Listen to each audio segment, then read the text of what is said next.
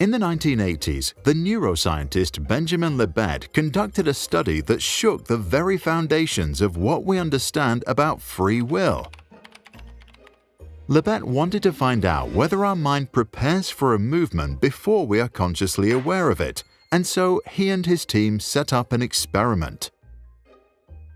Participants in the study were asked to flex their wrists whenever they felt the urge to do so.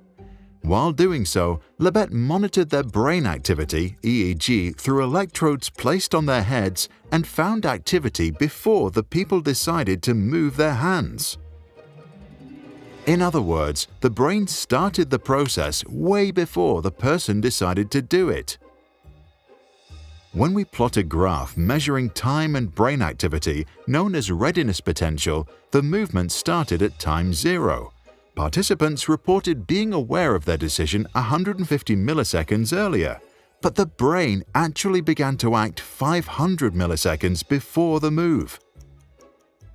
It didn't take long before psychologists and philosophers from all over the world discussed Libet's research and wondered, if our brain initiates a decision before we're consciously aware of it, then how free are our decisions, really?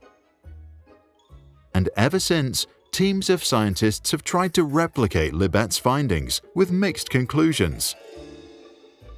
Libet himself did not interpret his experiment as evidence that our decisions are predetermined.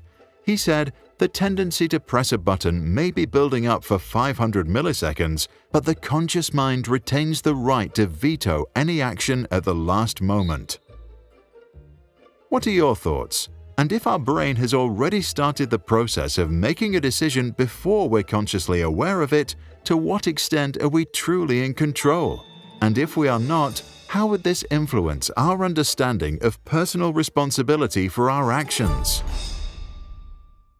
If you like this video and want us to make more, subscribe to our channel or support us on Patreon.